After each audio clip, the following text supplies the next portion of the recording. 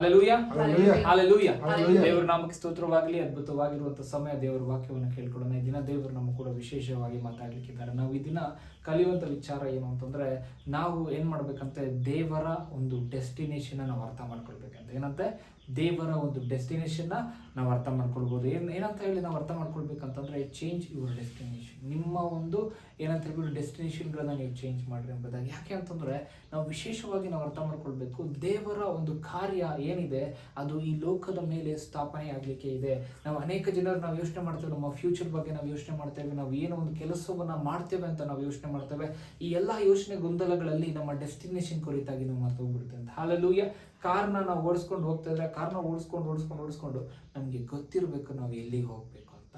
ಗೊತ್ತಿಲ್ದಿರ ಓಡಿಸೋಂಥವ್ರು ಎಲ್ಲಿ ಹೋಗ್ತಾರೋ ಅವ್ರಿಗೆ ಗೊತ್ತಿಲ್ಲ. ಆ ಥರ ಯಾರು ಓಡಿಸೋದೇ ಇಲ್ಲ ಕಾರ್ನ. ಅವ್ರು ಎಲ್ಲ ಏನ್ ಮಾಡ್ತಾರೆ, ಗೊತ್ತಿಟ್ಕೊಂಡೇ ಓಡಿಸ್ತಾರೆ. ಇವತ್ತು ನಾವು ಕ್ರೈಸ್ತರಾಗಿ ನಮ್ಗೆ ಗೊತ್ತಿರಬೇಕು ನಮ್ಮ ಡೆಸ್ಟಿನೇಷನ್ ಏನಿದೆ ಎಂಬುದಾಗಿ. ಸತ್ಯವೇದ ಏನ್ ಮಾಡ್ತದಂತೆ, ಎಲ್ಲವನ್ನ ಪ್ರಕಟಣೆಯಲ್ಲಿ ತಿಳಿಸಿದೆ.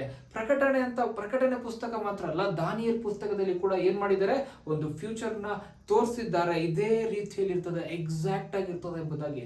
ಆದ್ರೆ ಇದನ್ನ ನಾವು ಕ್ರೈಸ್ತರಾಗಿದ್ದು ನಾವು ಅನೇಕ ವಿಚಾರಗಳನ್ನ ಏನ್ ಮಾಡ್ತಿದ್ದೇವೆ ಅಂತ ನಾವು ನೆಗ್ಲೆಕ್ಟ್ ಮಾಡ್ತಾ ಇದ್ದೇವೆ. ಹಲ್ಲೆಲೂಯಾ. ನಾವು ಈ ಲೋಕದಲ್ಲಿ ನಾವು ಜೀವಿಸ್ತಾ ಇದ್ದೇವೆ, ದೇವರ ವಾಕ್ಯವನ್ನ ಬಿಟ್ಟು ನಾವು ಜೀವಿಸುವಾಗ ನಾವು ಡೆಸ್ಟಿನೇಷನ್ ನಾವು ರೀಚ್ ಮಾಡುವುದಿಲ್ಲ. ಪ್ರತಿಯೊಂದು ದಿನ, ಪ್ರತಿಯೊಂದು ಸಮಯದಲ್ಲಿ ನೀನು ವಾಕ್ಯದಲ್ಲಿ ಇರುವಾಗ ಈ ಲೋಕದಲ್ಲಿ ಏನು ಸಂಗತಿಗಳು ನಡೀತಾ ಇದೆ ಎಂಬುದಾಗಿ ನಿನಗೆ ಅರ್ಥ ಆಗ್ತದೆ ಅಂತ. ಹಲ್ಲೆಲೂಯಾ. ಹಾಗಾಗಿ ಈ ಒಂದು ದಿನ ಏನಂತ ಹೇಳ್ಬೋದು, ಒಂದು ಪೆಂಟೆಕೋಸ್ಟ್ ಸಂಡೇ ಅಂತ ಮಾಡ್ತಾ ಇದ್ದಾರೆ. ಪೆಂಟೆಕೋಸ್ಟ್ ಸಂಡೇ ಕುರಿತಾಗಿ ನಾವು ಅರ್ಥ ಮಾಡ್ಕೊಳ್ಬೇಕಂತಂದ್ರೆ, ಯೇಸು ಸ್ವಾಮಿ ಪುನರುತ್ಥಾನ ಹೊಂದಿದ ಆ ಒಂದು ದಿನದಿಂದ 7 ವಾರಗಳು ಕಳೆದಿವೆ. ಎಷ್ಟು ವಾರಗಳಾಯ್ತಂತೆ? 7 ವಾರಗಳು. 7 × 7 ಅಂತ ಹೇಳುವಾಗ 49 ದಿನ ಆಗ್ತದೆ.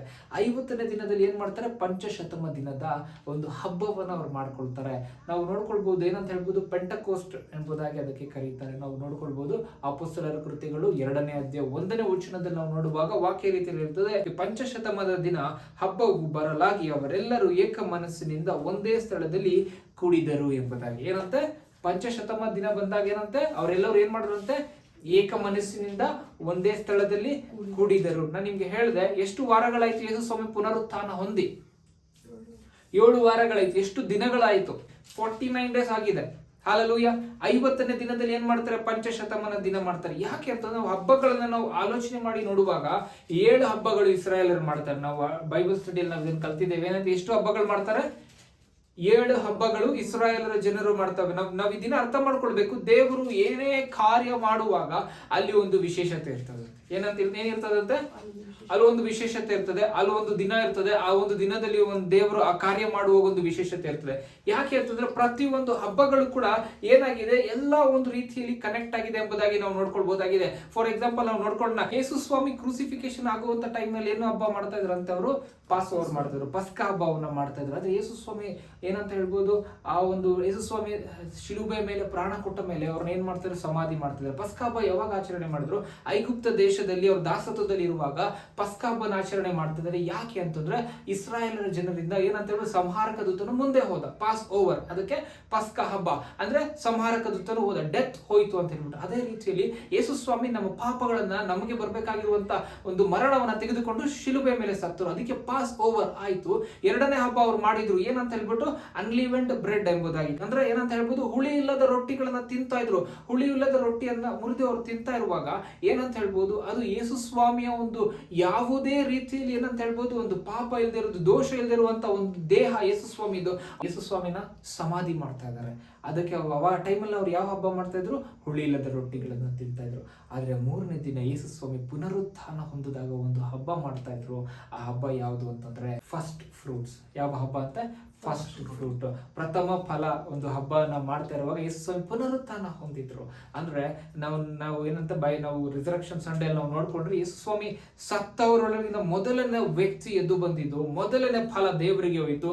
ಯೇಸು ಸ್ವಾಮಿ ಕೂಡ ದೇವರಿಗೆ ಏನಂತೆ ಒಂದು ಫಲ ಆಗಿದ್ದಾರೆ. ಅವ್ರನ್ನ ನಂಬುವಂತವ್ರು ನಾವು ಕೂಡ ಫಲ ಆಗಿದ್ದೇವೆ. ಇದ್ರಲ್ಲಿ ನಾವು ಏನ್ ನೋಡ್ತಾ ಇದ್ದೇವೆ ಅಂತಂದ್ರೆ, ಅಲ್ಲಿಂದ ಹಿಡಿದು ಎಷ್ಟು ಒಂದು ಹಬ್ಬಗಳನ್ನು ನೋಡಿದ್ರಿ? 3 ಹಬ್ಬಗಳನ್ನು ನೋಡಿದ್ರಿ. ಯಾವ್ದು ಅಂತ ಹೇಳ್ಬೋದು? ಪಾಸ್ ಓವರ್, ಅನ್ಲಿಮಿಟೆಡ್ ಬ್ರೆಡ್ ಮತ್ತು ಫಸ್ಟ್ ಫ್ರೂಟ್.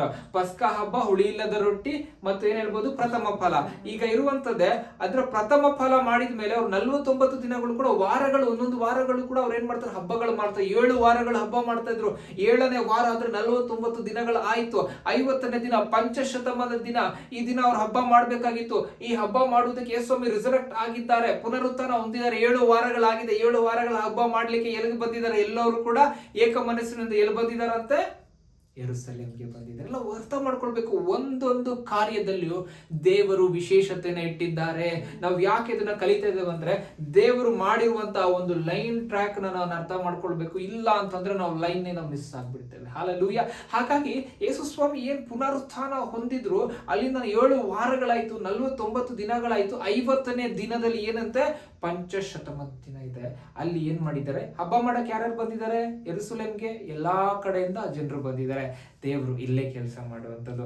ಅವಾಗಲೇ ದೇವರು ಏನ್ ಮಾಡಿದ್ರಂತೆ, ಪರಿಶುದ್ಧಾತ್ಮನನ್ನ ಕಳಿಸಿದ್ರಂತೆ. ಹಲ್ಲೆಲೂಯಾ. ಪೆಂಟಕೋಸ್ಟ್ ಅಂತ ಹೇಳ್ಬಿಟ್ಟು ನಾವು ಅರ್ಥ ಮಾಡ್ಕೊಳ್ಳೋದು. ಪೆಂಟಕೋಸ್ಟ್ ಪಂಚಶತಮ ದಿನ ನಡೆಯುವಾಗಲೇ ಪವಿತ್ರಾತ್ಮನು ಪರಲೋಕದಿಂದ ಇಳಿದು ಬಂದ್ರಂತೆ. ಪವಿತ್ರಾತ್ಮ ಹಿಡಿದು ಬಂತು. ನಮಗೆ ಗೊತ್ತಿದೆ ಅದಾದ್ಮೇಲೆ ಏನೇನು ಸಂಗತಿಗಳು ಭೂಮಿಯ ಮೇಲೆ ನಡೀತು ಅಂತ.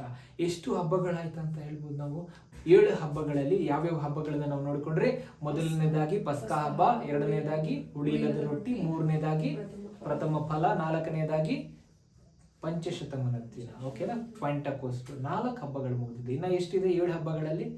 3 ಹಬ್ಬಗಳು. ಅಂದ್ರೆ ಇದು ಅಲ್ಲಿಗೆ ಮುಗಿದಿದೆ. ಪಂಚಶತಮಾನ ದಿನಕ್ಕೆ 4 ಹಬ್ಬಗಳು ಮುಗಿದಿದೆ. ಇನ್ನ ಇರುವಂತ 3 ಹಬ್ಬಗಳು ಯಾವಾಗ ಅಂತ, ನೆಕ್ಸ್ಟ್ ಹಬ್ಬ ಯಾವುದು ಅಂತ ಕೇಳಿದ್ರೆ ನಿಮ್ಗೆ ಶಾಕ್ ಆಗ್ತದೆ. ಯಾವುದು ಅಂದ್ರೆ ತುತ್ತೂರಿಗಳ ಹಬ್ಬ ಅವ್ರು ಮಾಡ್ತಾರೆ.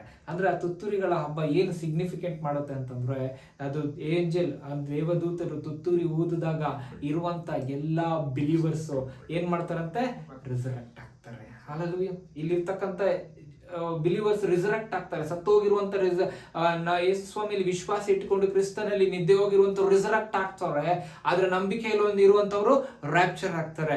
ಈ 2 ಸಂಗತಿಗಳು ನಡೀತದೆ. ಅವಾಗ ಅದು ಬರ್ತದೆ. ಅಂದ್ರೆ ನಾವು ಯಾವ ಒಂದು ಅಂತರದಲ್ಲಿ ಇದ್ದೇವೆ ಅಂತಂದ್ರೆ, ಪಸ್ಕ ಹಬ್ಬ ಮುಗಿದಿದೆ. ನೆಕ್ಸ್ಟ್ ಇರೋದೆ ಜಸ್ಟ್ ಯಾವಾಗ ಬೇಕಾದ್ರೆ ತುತ್ತೂರಿ ಹಬ್ಬ ಬಂದಾಗ ತುಂಬಾ ಹುಷಾರಾಗಿರ್ಬೇಕು. ಹಲ್ಲೆಲೂಯಾ. ಹಾಗಾಗಿ ನಾನು ಅವಾಗೇ ಎಕ್ಸಾಕ್ಟ್ ಅಂತ ನಾನು ಯಾವುದು ಪ್ರೆಡಿಕ್ಟ್ ಮಾಡ್ತಾ ಇಲ್ಲ. ನಾನು ಹೇಳ್ತಾ ಇರೋದು ದೇವರು ಹೇಗೆ ಕೆಲಸ ಮಾಡ್ತಾರೆ ಎಂಬುದಾಗಿ ನೋಡಿಕೊಂಡಿರ್ತಾರೆ. ಹಲ್ಲೆಲೂಯಾ.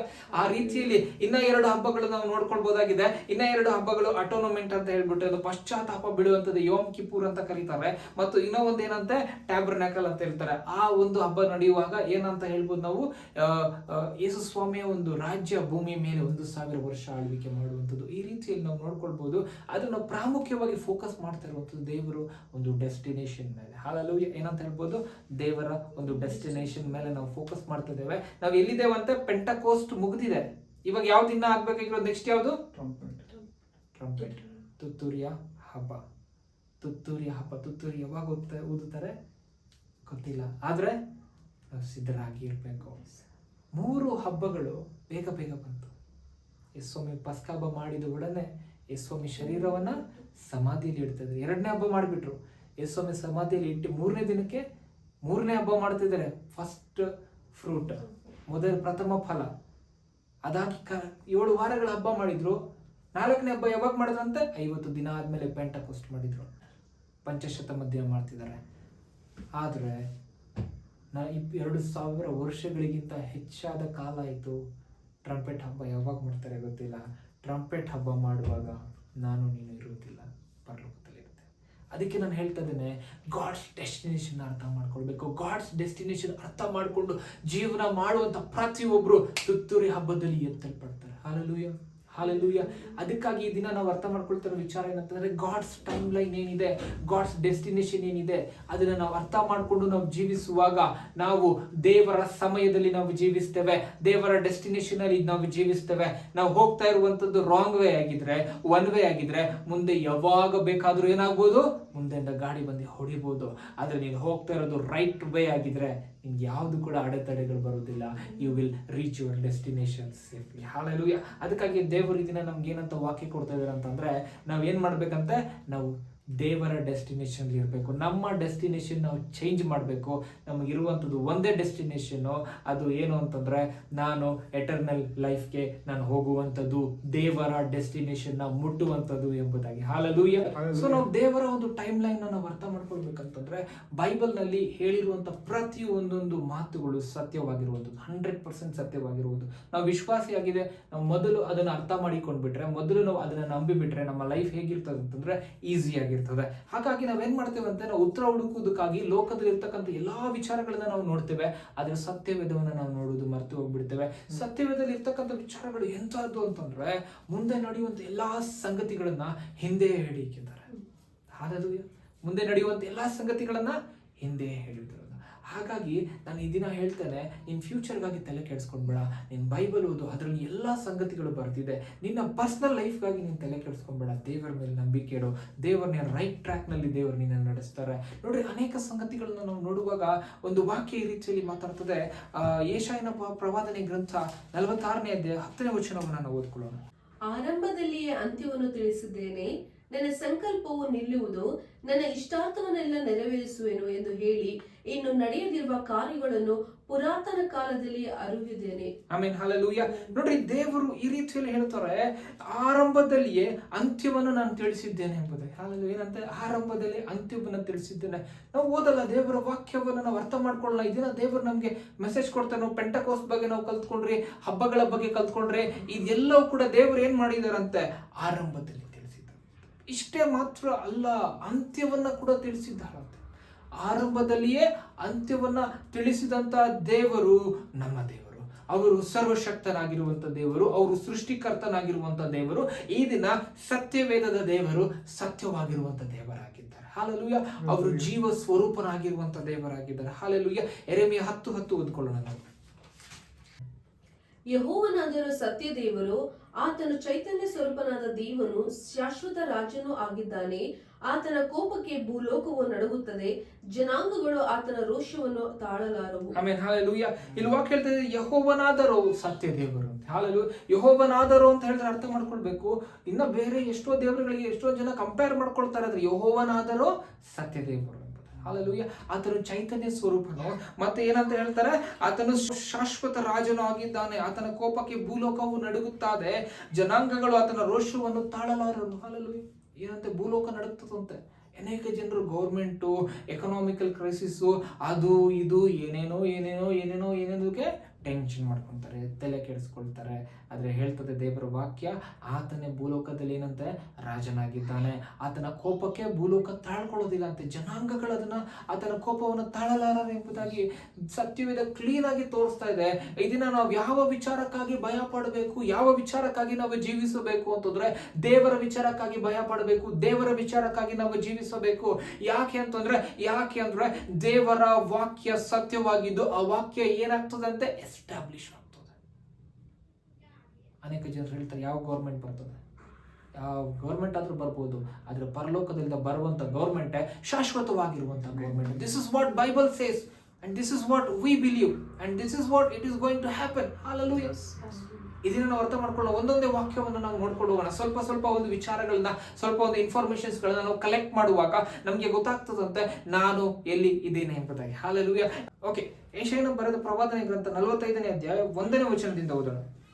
ಯೆಹೋವನು ಯಾವನ ಕೈ ಹಿಡಿದು ಯಾವನೆದುರಿಗೆ ಜನಾಂಗಗಳನ್ನು ತುಳಿದು ರಾಜನ ನಡುವೆ ಕಟ್ಟನ್ನು ಬಿಚ್ಚಿ ಯಾವನ ಮುಂದೆ ಬಾಗಿಲು ಹೆಬ್ಬಾಗಿಲುಗಳನ್ನು ತೆರೆದು ಮುಚ್ಚಿಸಲನು, ತಾನು ಅಭಿಷೇಕಿಸಿದ ಆ ಕೊರೇಶನಿಗೆ ಹೀಗೆ ಹೇಳುತ್ತೇನೆ, ನಾನು ನಿನ್ನ ಮುಂದೆ ಹೋಗಿ ದಿಣ್ಣೆಗಳನ್ನು ಸಮ ಮಾಡುವೆನು, ತಾಮ್ರದ ಕದಗಳನ್ನು ಒಡೆದು ಕಬ್ಬಿಣದ ಅಗಡಿಗಳನ್ನು ಮುರಿದು ಬಿಡುವೆನು.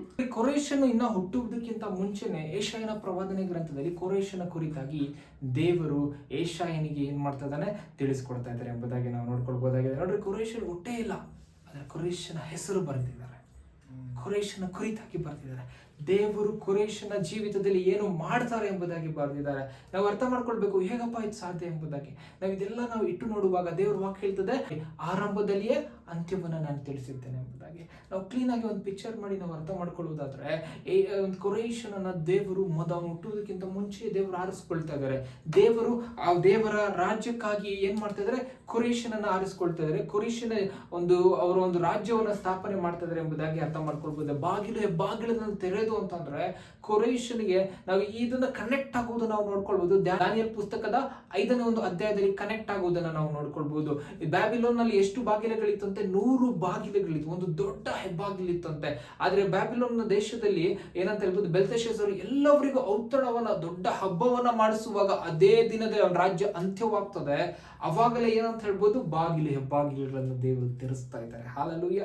ಅದಕ್ಕೆ ದೇವರು ಹೇಳ್ತಿದ್ದಾರೆ, ಇನ್ನ 150 ವರ್ಷ ಇದೆ ಬ್ಯಾಬಿಲೋನ್ ಡಿಸ್ಟ್ರಾಯ್ ಆಗೋದಕ್ಕೆ, ಏನಂತ ಹೇಳ್ಬೋದು, ಪರ್ಷಿಯನ್ ಕಿಂಗ್ಡಮ್ ಬರೋದಕ್ಕೆ, ಮೀಡಿಯನ್ ಕಿಂಗ್ಡಮ್ ಬರೋದಕ್ಕೆ. ಆಗ್ಲೇ ದೇವರು ಹೇಳ್ತಾರೆ, ಕೋರೇಷನನ್ನ ದೇವರು ಏನ್ ಮಾಡ್ತಾರೆ, ಯಾವ ಸ್ಥಾನವನ್ನ ಕೊಡ್ತಾರೆ ಎಂಬುದೇ. ಹಾಲೆಲೂಯಾ. ಕೋರೇಷನ ಬರೋದಕ್ಕಿಂತ 150 ವರ್ಷ ಹಿಂದೆನೆ ದೇವರು ಕೋರೇಷನ ಕುರಿತಾಗಿ ಹೇಳುವಾಗ, ಎಂದು ನಾನು ನೀನು ವಿಶ್ವಾಸಿಗಳಾಗಿ, ಎಂದು ನಾನು ನೀನು ಪವಿತ್ರಾತ್ಮನನ್ನು ಹೊಂದಿ ದೇವರು ನಮ್ಮ ಜೀವಿತದಲ್ಲಿ ಏನು ಇಟ್ಟಿದ್ದಾರೆ ಎಂಬುದಾಗಿ ನಾವೇನ್ ಮಾಡ್ತಾ ಇದ್ದೇವಂತೆ, ನಾವು ಮರೆತು ಹೋಗ್ತೇವೆ. Hallelujah.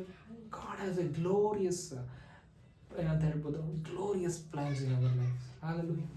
That we need to believe, that we need to align with His steps. Hallelujah. ಹಾಗಾಗಿ ನಾವು ಕೋರೇಷನ ಒಂದು ಜೀವಿತ ನಾವು ನೋಡುವಾಗ, ದೇವರು ಕೋರೇಷನ ಹುಟ್ಟುವುದಕ್ಕಿಂತ ಮುಂಚೆ ದೇವರು ಕೋರೇಷನ ಜೀವಿತದಲ್ಲಿ ಮಾಡಿರುವಂತಹ ಕಾರ್ಯಗಳನ್ನ ನಾವು ನೋಡಬಹುದು. ಸೊ ಯೆಶಾಯನ ಒಂದು ಪ್ರವಾದನೆ ಗ್ರಂಥದಲ್ಲಿ ನಾವು ನೋಡುವಾಗ ದೇವರು ಕೋರೇಷನ ಕುರಿತಾಗಿ ಹೇಳ್ತಾ ಇದ್ದಾರೆ. ಕೋರೇಷನ ಒಂದು ರಾಜ್ಯ ಬರುವುದು ಯಾವಾಗ, ಕೋರೇಷನ ಒಂದು ದೇವರು ಏನೇನು ಅವನ ಜೀವಿತದಲ್ಲಿ ಹೇಳಿದ್ದಾರೆ ಅದೆಲ್ಲ ನೆರವೇರುವುದು ಯಾವಾಗ ಅಂತಂದ್ರೆ ದಾನಿಯೇಲನ ಸಮಯದಲ್ಲಿ. ಹಾಲೆಲೂಯಾ. 150 ವರ್ಷಗಳಾದ ಮೇಲೆ, ಆದ್ರೆ 150 ವರ್ಷಗಳಾದ ಮೇಲೆ ಇನ್ನ ಆ ಒಂದು ವಿಚಾರಗಳು ನಡೆದೇ ಇರುವಾಗಲೇ ದೇವರು ಮತ್ತೊಮ್ಮೆ ಏನ್ ಮಾಡ್ತಾ ಇದ್ದಾರೆ, ದಾನಿಯೇಲನಿಗೆ ದರ್ಶನವನ್ನ ಕೊಡುವುದನ್ನ ನಾವು ನೋಡ್ಕೊಳ್ಬಹುದಾಗಿದೆ. ಈ ವಚನಗಳನ್ನ ನಾವು ನೋಡುವಾಗ, ದಾನಿಯೇಲನ 8ನೇ ಒಂದು ಅಧ್ಯಾಯದಲ್ಲಿ ನಾವು ನೋಡುವಾಗ ದೇವರು ಸ್ಪಷ್ಟವಾಗಿ ಮುಂದಿನ ರಾಜ್ಯ ಯಾರ ರಾಜ್ಯಗಳು ಬರ್ತದೆ ಎಂಬುದಾಗಿ ದೇವರು ತೋರಿಸುವುದನ್ನ ನಾವು ನೋಡ್ಕೊಳ್ಬಹುದಾಗಿದೆ. 8ನೇ ಅಧ್ಯಾಯ 1ನೇ ವಚನದಿಂದ ನಾವು ಓದ್ಕೊಳ್ಳೋಣ. ಮೊದಲು ನನಗೆ ಕಾಣಿಸಿದ ಕನಸಲ್ಲದೆ ಅರಸನಾದ ಬೆಲ್ತೆಶಚ್ಚರನ ಆಳ್ವಿಕೆಯ 3ನೇ ವರ್ಷದಲ್ಲಿಯೂ ಇನ್ನೊಂದು ಕನಸು ದಾನಿಯೇಲನಾದ ನನಗೆ ಕಾಣಿಸಿತು. ನಾನು ಕಂಡ ಕನಸಿನಲ್ಲಿ ಏಲಾಮ್ ಸಂಸ್ಥಾನದ ಶೂಷನ ಕೋಟೆಯಲ್ಲಿದ್ದೇನೋ. ಕನಸಿನಲ್ಲಿ ಉಲಾ ಕಾಲುವೆಯ ದಡದ ಮೇಲೆ ನಿಂತುಕೊಂಡಿದ್ದ ಹಾಗೆ ತೋರಿತು. ನಾನು ಕಣ್ಣೆತ್ತಿ ನೋಡಲು ಹೀಗೋ 2 ಕೊಂಬಿನ ಒಂದು ಟಗರು ಕಾಲುವೆಯ ಹತ್ತಿರ ನಿಂತಿತು. ಆದರೆ 2 ಕೊಂಬುಗಳು ಉದ್ದವಾಗಿದ್ದರು, ಒಂದಕ್ಕಿಂತ ಒಂದು ದೊಡ್ಡದು. ಆ ದೊಡ್ಡದು ಚಿಕ್ಕ ಕೊಂಬು ಮೇಲೆ ಮೊಳೆತದ್ದು. ನಾನು ನೋಡುತ್ತಿದ್ದ ಹಾಗೆ ಆ ಟಗರು ಪಡವಲಿಗೂ ಬಡವರಿಗೂ ತಿಂಕಲಿಗೂ ಹಾದಾಡುತ್ತಿತ್ತು. ಯಾವ ಜಂತುವು ಅದರೆದುರಿಗೆ ನಿಲ್ಲಲಾರದೆ ಹೋಯಿತು. ಅವರ ಕೈಯಿಂದ ಬಿಡಿಸಲು ಯಾವ ಪ್ರಾಣಿಗೂ ಶಕ್ತಿ ಇರಲಿಲ್ಲ. ಹಾಲೆಲೂಯಾ. ಇಲ್ಲಿ ನೋಡುವಾಗ ನಮ್ಗೆ ವಾಕ್ಯ ಕ್ಲೀನ್ ಆಗಿ ಅರ್ಥ ಆಗ್ತದೆ. ಏನಂತೆ, ದಾನಿಯೇಲನು ಇನ್ನ ಇರುವಂತದ್ದು ಯಾರ ರಾಜ್ಯ ಅಂತಂದ್ರೆ ಬ್ಯಾಬಿಲೋನ್ ರಾಜ್ಯದಲ್ಲಿ. ಇದೆಲ್ಲ ನಮ್ಗೆ ಸ್ವಲ್ಪ ಹಿಸ್ಟ್ರಿ ನಮ್ಗೆ ಅರ್ಥ ಆಗಿದ್ರೆ ನಮ್ಗೆ ಕ್ಲೀನ್ ಆಗಿ ಅರ್ಥ ಆಗ್ತದೆ. ಇನ್ನ ಡ್ಯಾನಿಯೇಲ್ ಎಲ್ಲಿದ್ದಾನೆ, ಬ್ಯಾಬಿಲೋನ್ ನಲ್ಲಿ ಇದ್ದಾನೆ. ಆದ್ರೆ ಅವನು ಯಾವ ಒಂದು ಕಿಂಗ್ಡಮ್ ಬರುವುದು ಕುರಿತಾಗಿ ನೋಡ್ತಾ ಇದ್ದಾನೆ ಅಂತಂದ್ರೆ, ಮಿಡೋ ಮತ್ತು ಪರ್ಷಿಯನ್ ಈ 2 ಕಿಂಗ್ಡಮ್ ಯಾರನ್ನ ಅಕ್ವೈರ್ ಮಾಡ್ಕೊಳ್ತಾರಂತೆ, ಬ್ಯಾಬಿಲೋನ್ ಮೇಲೆ ಅವ್ರು ಯುದ್ಧ ಮಾಡಿ ಅವ್ರು ಗೆಲ್ತಾರೆ. ಬ್ಯಾಬಿಲೋನ್ ಅವ್ರು ಏನ್ ಮಾಡ್ತಾರಂತೆ, ಆಕ್ರಮಿಸಿಕೊಳ್ತಾರೆ. ಆ ಒಂದು ಟಗರನ್ನ ಯಾವ ಒಂದು ಪ್ರಾಣಿಯು ಸೋಲಿಸಲು ಶಕ್ತಿ ಇಲ್ಲ ಅಂತ ಹೇಳ್ತಾ ಇದ್ದಾರೆ. ಆ 2 ಕೊಂಬುಗಳು ಅಂತಂದ್ರೆ ಮೇದಾನ್ಯ ರಾಜ್ಯ, ಇನ್ನೊಂದು ಪರಸ್ಯ ರಾಜ್ಯ ಎಂಬುದಾಗಿ ನಾವು ಹೇಳ್ಬಹುದಾಗಿದೆ. ಆದ್ರೆ ಇವರ ಕುರಿತಾಗಿ ದೇವರು ಹೇಳುವಾಗ ಅಲ್ಲಿ ಅವ್ನು ನೋಡ್ತಾ ಇರುವಂತದ್ದು ಯಾವ ಒಂದು ಸ್ಥಳದಲ್ಲಿ ಇದ್ದಾನಂತೆ, ಶೂಷಾನ್ ಎಂಬುವಂತ ಸ್ಥಳ. ಈ ಸ್ಥಳ ಎಲ್ಲಿ ಬರ್ತದೆ ಅಂತ ನಾವು ನೋಡುವಾಗ, ನಾವು ಎಸ್ತರ್ ಪುಸ್ತಕಕ್ಕೆ ನಾವು ಹೋಗಿ ನೋಡುವಾಗ ಎಸ್ತರ್ ಪುಸ್ತಕದಲ್ಲಿ ಬರ್ತದೆ, ಶೂಷಾನ್ ಎಂಬುವಂತ ಒಂದು ಸ್ಥಳದಲ್ಲಿ ಪರ್ಷಿಯನ್ ರಾಜ ಏನ್ ಮಾಡ್ತಾ ಇದ್ದಾನಂತೆ, ಆಳ್ವಿಕೆ ಮಾಡ್ತಿದ್ದಾನೆ. ಹಾಲಲ್ಲಿ ನಾವು ಎಸ್ತರ್ ಪುಸ್ತಕಕ್ಕೆ ನಾವು ಹೋಗೋಣ. ಎಸ್ತರ್ ಪುಸ್ತಕ 1ನೇ ಅಧ್ಯಾಯ ನಾವು ನೋಡ್ಕೊಳ್ಳೋಣ. 1ನೇ ಅಧ್ಯಾಯ 1ನೇ ವಚನ. ಹಿಂದೂಸ್ತಾನ್ ಮೊದಲುಗೊಂಡು ಕೂಶಿನವರೆಗೆ ಇರುವ 127 ಸಂಸ್ಥಾನಗಳನ್ನು ಆಳುತ್ತಿದ್ದ ಆಶ್ವರೋಷನ ಕಾಲದಲ್ಲಿ ನಡೆದ ಚರಿತ್ರೆ. ಆಶ್ವರೋಷನ್ ತನ್ನ ಆಳ್ವಿಕೆಯ 3ನೇ ವರ್ಷ ಶೂಷನ ಕೋಟೆಯಲ್ಲಿನ ತನ್ನ ರಾಜ ಸಿಂಹಾಸನವನ್ನು ಏರಿದಾಗ ಎಲ್ಲ ಸರದಾರರಿಗೋಸ್ಕರ ಪರಿವಾರವರ್ಗೋಸ್ಕರ ಔತಣ ಮಾಡಿಸಿದ್ದನು. ಆಮೇಲೆ ಹಾಲೆಲೂಯಾ. ಇಲ್ಲೇನಂತೆ, ಹಿಂದೂಸ್ತಾನ ಮೊದಲುಗೊಂಡು ಅಂದ್ರೆ ಇಂಡಿಯಾ. ಹಾಲೆಲೂಯಾ. ಹಿಂದೂಸ್ತಾನ ಮೊದಲುಗೊಂಡು ಕೂಶ್ ಇರುವಂತ ಒಂದು ಸ್ಥಳವರೆಗೂ 127 ಒಂದು ಸ್ಥಳದಲ್ಲಿ ಆಳ್ವಿಕೆ ಮಾಡ್ತಾ ಇದ್ರು. ಯಾವ ಒಂದು ಸ್ಥಳ ಆಗಿತ್ತು ಆಳ್ವಿಕೆ ಮಾಡ್ತಿದ್ದಂತ? Main capital ಯಾವ್ದಂತೆ? ಶೂಷನ ಕೋಟೆ. ಇಲ್ಲಿ ಇನ್ನ ದಾನಿಯೇಲ್ ಮೊದಲೇ ನೋಡ್ಬಿಟ್ಟ ಅವನು, ನಾನು ಯಾವ ಒಂದು ಸ್ಥಳದಲ್ಲಿ ಅಂತ. ದಾನಿಯೇಲ್ ಶೂಷ ಅಂತ ಸ್ಥಳದಲ್ಲಿ ಇದೆ. ಇಲ್ಲಿ ಎಸ್ತರ ಟೈಮ್ನಲ್ಲಿ ಯಾವುದಿದೆ? ಶೂಷ ಸ್ಥಳ ಇದೆ. ಅಂದ್ರೆ ದಾನಿಯೇಲನು ಇನ್ನ ಮುಂದೆ ಯಾವ ರಾಜ್ಯ ಬರುತ್ತದೆ, ಪರಸಿಯ ಅರಸನು ಒಂದು ಆಳ್ವಿಕೆ ಬರುವಂತ ಟೈಮ್ನಲ್ಲಿ ಏನ್ ನಡೀತದೆ ಅಂತ ಅವ್ನು ಮೊದಲೇ ವಿಷನ್ ನಲ್ಲಿ ಅವ್ನು ನೋಡ್ತಾ ಇದ್ದಾನೆ. ಹಾಲೆಲೂಯಾ. ಬ್ಯಾಬಿಲೋನಲ್ಲಿ ಇರ್ತಕ್ಕಂಥ ಅರಸರು ಚೇಂಜ್ ಆದ್ರು, ಆದ್ರೆ ದಾನಿಯೇಲ್ ಚೇಂಜ್ ಆಗಲಿಲ್ಲ. ಕಿಂಗ್ಡಮ್ ಚೇಂಜ್ ಆಯ್ತು, ದಾನಿಯೇಲ್ ಚೇಂಜ್ ಆಗಲಿಲ್ಲ. ದಾನಿಯೇಲು ಇನ್ನ ಇದ್ದಾನೆ. ಹಾಲೆಲೂಯಾ. ಹಾಗಾಗಿ ದಾನಿಯೇಲ್ ಏನ್ ಮಾಡ್ತಿದ್ದಾನೆ? ಅವ್ನು ವಿಷನ್ ಅನ್ನ ನೋಡ್ತಾ ಇದ್ದಾನೆ. ಆ ವಿಷನ್ ನೋಡುವಾಗ ಅವನು ಆ ಸ್ಥಳದಲ್ಲಿ ಇದ್ದಾನೆ. ಆ ಸ್ಥಳದಲ್ಲಿ ಶೂಷ ಎಂಬುವಂತ ಸ್ಥಳದಲ್ಲಿ ಅವನು ಇರುವಾಗ ಏನಂತ ಹೇಳ್ಬೋದು, ಅವ್ನು ನೋಡಿದೇನಂತೆ, ಒಂದು ಟಗರು ಬರ್ತದೆ ಬಲವಾಗಿ, ಒಂದು 2 ಕೊಂಬುಗಳಿದೆ. ನಾನು ಹೇಳಿ 2 ಕೊಂಬುಗಳಂದ್ರೆ 2 ರಾಜ್ಯಗಳಿದೆ. ಅದು ಬಲವಾಗಿ ಬಂದು ಎಲ್ಲಾ ಪ್ರಾಣಿಗಳನ್ನು ಸೋಲಿಸ್ತು. ಅದೇನ್ ಮಾಡ್ತು? ಅದು ಅಕ್ವೈರ್ ಮಾಡ್ಕೊಳ್ತೆ ಎಂಬುದಾಗಿ. ಹಾಲೆಲೂಯಾ.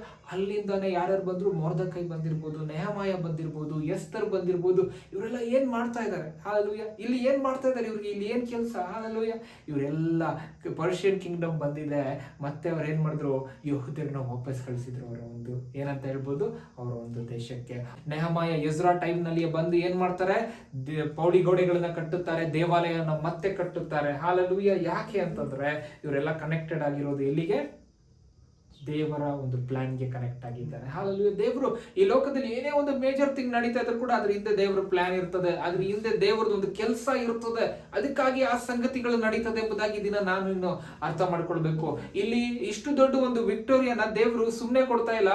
ಇವನು ಹುಟ್ಟೋದಕ್ಕಿಂತ ಮುಂಚೆನೆ ಕೊರೇಷನ್ಗೆ ದೇವ್ರು ಹೇಳ್ತಿದ್ರೆ ಅವನ ಒಂದು ಕಿಂಗ್ಡಮ್ ಬಂತು, ಅವನ ಕಿಂಗ್ಡಮ್ ಎಲ್ಲ ಅಕ್ವೈರ್ ಮಾಡ್ಕೊಂತು. ಅವನ ಕಿಂಗ್ಡಮ್ ಇಂದ ಮತ್ತೆ ಏನ್ ಮಾಡಿದ್ರು? ಈ ಜನರು ವಾಪಸ್ ಹೋಗಿ ಎಲ್ಲವನ್ನ ಬಿಲ್ಟ್ ಮಾಡಿದ್ರು. ಯಾಕೆ? ಬಿಕಾಸ್ ಒನ್ ಡೇ ಜೀಸಸ್ ಅಲ್ಲಿ ಹುಟ್ಟಬೇಕಾಗಿತ್ತು. Hallelujah. Everything is pre-planned. Hallelujah. And today ನಾನು ಅದಕ್ಕೆ ಕನೆಕ್ಟ್ ಆಗಿದ್ರೆ we are connected. Hallelujah. ಸುಮ್ಮನೆ ದೇವರು ಕೊರೇಷನ್ಗೆ ಹೇಳ್ತಾ ಇಲ್ಲ, ಎಲ್ಲವನ್ನ ದೇವರು ಕನೆಕ್ಟ್ ಮಾಡ್ತಾ ಇದ್ರೆ, ಕೊರೇಷನ್ಗೆ ಹೇಳ್ತಾ ಇದ್ರೆ ಅದೆಲ್ಲ ಕೂಡ ದೇವರು ಏನ್ ಮಾಡ್ತಿದ್ದಾರೆ? ದಾನಿಯೇಲ್ಗೆ ತಿಳಿಸ್ತಾರೆ. ದೇವರು ದಾನಿಯೇಲ್ಗೆ ಹೇಳ್ತಾರೆ, ಅತಿ ಪ್ರಿಯನಾದಂತ ದಾನಿಯೇಲ್ ಎಂಬುದಾಗಿ. ಹಾಲೆಲೂಯಾ. ದೇವ್ರಿಗೆ ಏನಂತ? ದಾನಿಯೇಲ್ ಅತಿ ಪ್ರಿಯ ಅಂತೆ. ದೇವರು ಅದಕ್ಕೆ ದಾನಿಯೇಲ್ಗೆ ಏನಂತ ಹೇಳುದು?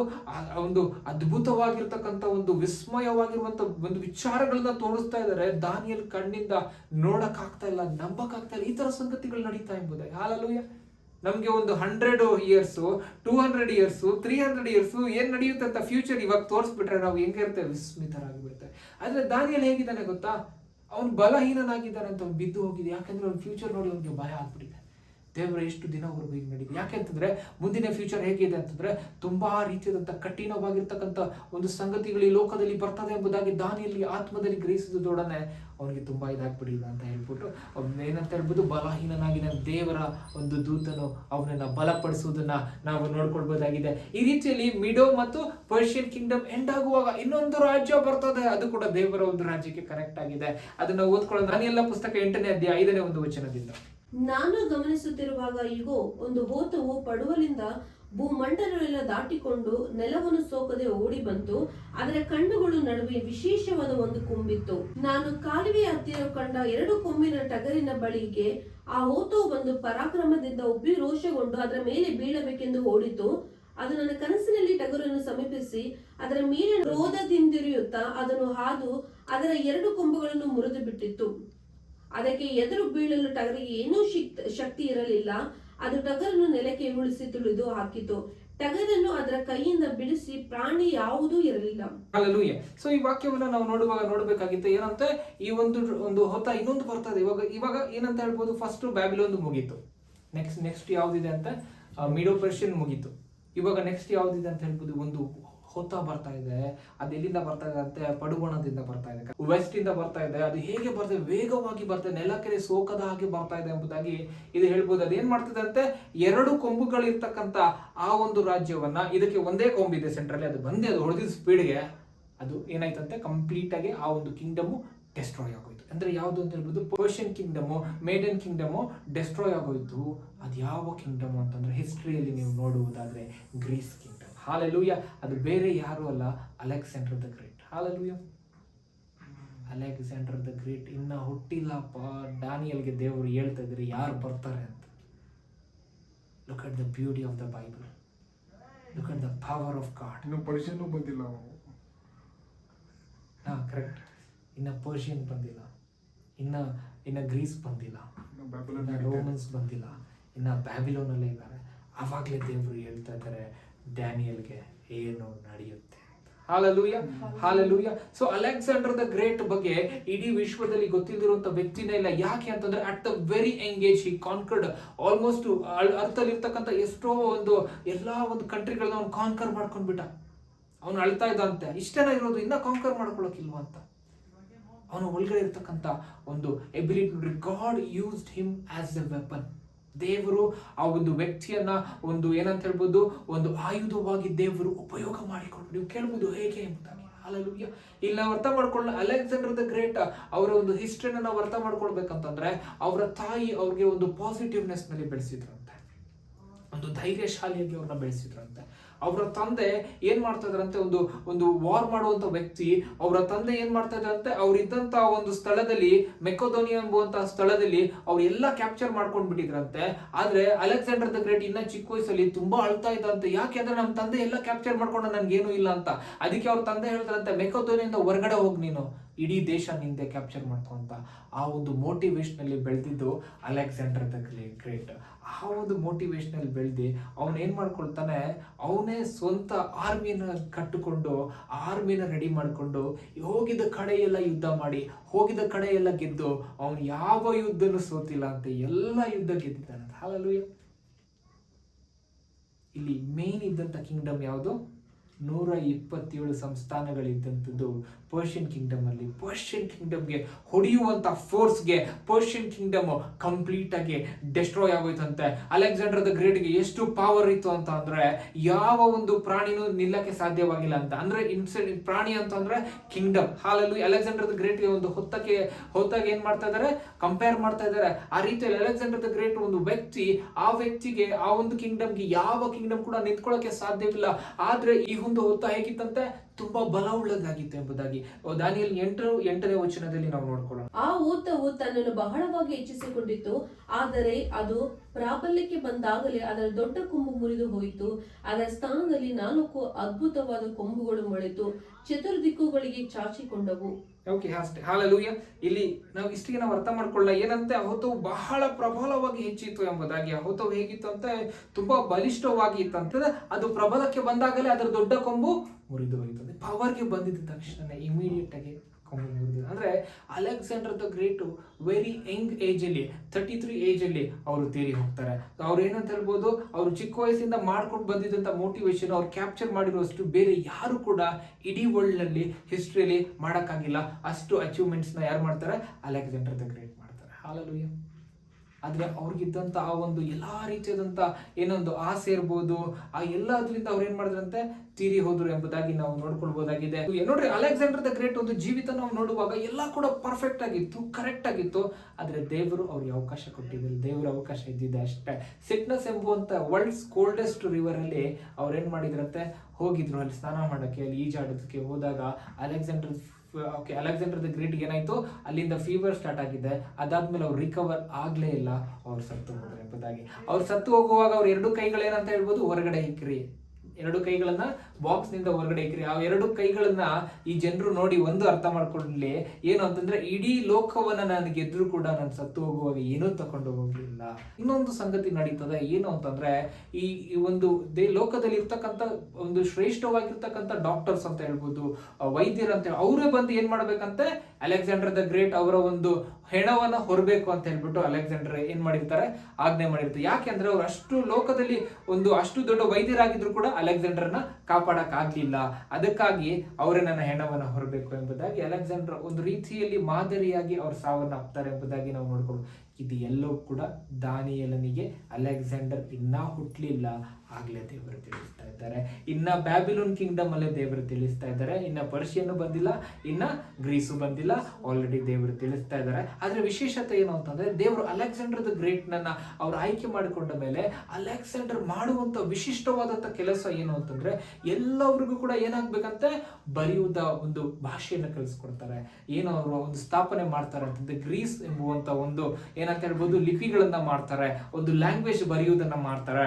ಗ್ರೀಕ್ ಲ್ಯಾಂಗ್ವೇಜ್ ನ ಎಲ್ಲಾ ಕಡೆ ಕಾಮನ್ ಲ್ಯಾಂಗ್ವೇಜ್ ಮಾಡಬೇಕು ಇಡೀ ವರ್ಲ್ಡ್ ಅಲ್ಲಿ ಅಂತ ಹೇಳ್ಬಿಟ್ಟು ಆ ಟೈಮ್ ಅಲ್ಲಿ ಅದರ ಲಿಪಿಗಳನ್ನ ಏನ್ ಮಾಡ್ದ, ಅವ್ನು ಸ್ಟಾರ್ಟ್ ಮಾಡ್ದ ಎಂಬುದಾಗಿ ನಾವು ನೋಡ್ಕೊಳ್ಬಹುದಾಗಿದೆ. ಹಾಗಾಗಿ ಎಲ್ಲಾ ಕಡೆ ಕಾಮನ್ ಲ್ಯಾಂಗ್ವೇಜ್ ಯಾವ್ದಿತ್ತು, ಗ್ರೀಕ್ ಇತ್ತಂತೆ. ಗ್ರೀಕ್ ಎಲ್ಲಾ ಕಡೆ ಓದ್ತಾ ಇದ್ರು, ಎಲ್ಲಾ ಕಡೆ ಬರೀತಾ ಇದ್ರು ಎಂಬುದಾಗಿ ಅದು ಇತ್ತು ಎಂಬುದಾಗಿ ನೋಡ್ಕೊ. ಅದಕ್ಕಾಗಿ ಹೊಸ ಒಡಂಬಡಿಕೆ ಪೂರ್ತಿ ಎಲ್ಲಿ ಹೇಗೆ ಬರೆದ್ರಂತೆ ಗ್ರೀಕ್ ಭಾಷೆಯಲ್ಲಿ ಬರೆದವರನ್ನು ನಾವು ನೋಡ್ಕೊಳ್ಬಹುದಾಗಿದೆ. ಅಲೆಕ್ಸಾಂಡರ್ ಮಾಡುವಂತ ಇನ್ನೊಂದು ಕೆಲಸ ಏನಂತಂದ್ರೆ ಅವ್ನು ಎಲ್ಲಾ ದಾರಿಗಳು ಅವನ ಹತ್ರನೇ ಬರಬೇಕೆಂಬುದಾಗಿ ಒಂದು ಸೇಯಿಂಗ್ ಇದೆ ರೋಮನ್ಸ್ ಅಲ್ಲಿ ಏನಂತೆ, all road leads to Rome ಎಂಬುದಾಗಿ. ಆ ರೀತಿಯಲ್ಲಿ ಇದು ಯಾಕೆ ಅಂತಂದ್ರೆ ಸುವಾರ್ತೆ ಸಾರಲಿಕ್ಕೆ ಈಸಿ ಆಗ್ಬೇಕು ಅಂತ ಹೇಳ್ಬಿಟ್ಟು ಈ ಒಂದು ಕಾರ್ಯನು ಆಯ್ತು ಎಂಬುದಾಗಿ ನಾವು ನೋಡ್ಕೊಳ್ಬಹುದಾಗಿದೆ. ಅಲೆಕ್ಸಾಂಡರ್ ದ ಗ್ರೇಟ್ ಅಂತ್ಯವಾದ ಮೇಲೆ ಅವನಿಗಿದ್ದಂತ 4 ಮುಖ್ಯವಾಗಿರುವಂತ ಏನಂತ ಹೇಳ್ಬೋದು ಅಧಿಕಾರಿಗಳು ಅಂತ ಹೇಳ್ಬೋದು, ಅವರು ಮಾಡಿದಂತ ಬೇರೆ ಬೇರೆ 4 ರಾಜ್ಯಗಳು ಹೇಗೆ ಹೇಗೆ ಆಯ್ತು, ಮತ್ತು ಇಂಪಾರ್ಟೆಂಟ್ ಆಗಿ ದೇವರು ಇನ್ನೊಂದು ವ್ಯಕ್ತಿ ಕುರಿತಾಗಿ ಏನೇನು ಮಾಡ್ತಾ ಇದ್ದಾರೆ ಎಂಬುದಾಗಿ ನಾವು ನೆಕ್ಸ್ಟ್ ವೀಕ್ ನಾವು ನೋಡ್ಕೊಳ್ಳೋಣ. ಈ ಸಮಯದಲ್ಲಿ ನಾನು ನಂಬ್ತೇನೆ ದೇವರು ವಾಕ್ಯ ನಮ್ಮನ್ನು ಆಶೀರ್ವಾದ ಮಾಡಿದೆ ಎಂಬುದಾಗಿ. ಈ ಒಂದು ಇದರಲ್ಲಿ ನಾವು ಏನು ಕರಿತೇವೆ ಅಂದರೆ ಚೇಂಜ್ ಅವರ್ ಡೆಸ್ಟಿನೇಷನ್. ಯಾಕೆ ಅಂತಂದರೆ God's destination is final destination and that is the ultimate destination for every ಏನಂತ ಹೇಳ್ಬೋದು ಫಾರ್ ಎವ್ರಿ ಬಿಲೀವರ್ಸ್. ಹಾಗಾಗಿ ನಾವು ಗಾಡ್ಸ್ ಡೆಸ್ಟಿನೇಷನ್ನ ನಾವು ಅರ್ಥ ಮಾಡಿಕೊಂಡು ನಾವು ಜೀವನ ಮಾಡಬೇಕು. ನಾವು ಕಣ್ಮುಚ್ಚಿ ಪ್ರಾರ್ಥನೆ ಮಾಡೋಣ. ಯೇಸಪ್ಪ ದೇವರ, ಅದ್ಭುತವಾಗಿ ನೀವು ವಾಕ್ಯ ಕೊಡೋದಕ್ಕಾಗಿ ನಿಮಗೆ ಸ್ತೋತ್ರ ದೇವರ. ನೀವು ಏನೇನು ಕಲಿಸ್ಕೊಟ್ಟಿದ್ದೀರ ದೇವರ, ಅದರಲ್ಲೇ ನಾವು ಜೀವಿಸುವಂತೆ ಸಹಾಯ ಮಾಡ್ರಿ ಕರ್ತನೆ. ನಾವು ಏನೇನೋ ಒಂದು ವಾಕ್ಯಗಳನ್ನು ನಾವು ಕಲ್ತಿದ್ದೇವೆ ಕರ್ತನೆ, ಅದೆಲ್ಲವೂ ನಮ್ಮ ಆತ್ಮಿಕ ಜೀವಿತಕ್ಕೆ ಲಾಭವಾಗಿರಲಿ ಅಪ್ಪ ದೇವರೇ. ಅಪ್ಪ, ನಾವು ನಮ್ಮ ಡೆಸ್ಟಿನೇಷನ್ನ ಬಿಟ್ಟಿದ್ದೇವ್ರೆ, ನಿಮ್ಮ ಡೆಸ್ಟಿನೇಷನಲ್ಲಿ ನೀವು ಜೀವಿಸುವಂತೆ ಅಪ್ಪ, ನೀವು ಹೇಗೆ ದೇವರ ಸ್ವಾಮಿ ಲೋಕದಲ್ಲಿ ಕಾರ್ಯಗಳು ಮಾಡ್ತಾ ಇದ್ದೀರಾ ಅದರಲ್ಲಿ ನಾವು ಜೀವಿಸಿ ದೇವರ ಸ್ವಾಮಿ ನಾವು ಬೆಳೆಯುವಂತೆ ನಡೆಯುವಂತೆ ಆಶೀರ್ವದಿಸಿ ನಡೆಸಬೇಕಾಗಿ ಯೇಸುವಿನ ನಾಮದಲ್ಲಿ ಪ್ರಾರ್ಥಿಸ್ತೇನೆ ತಂದೆಯಾದ ದೇವರೇ, ಆಮೆನ್.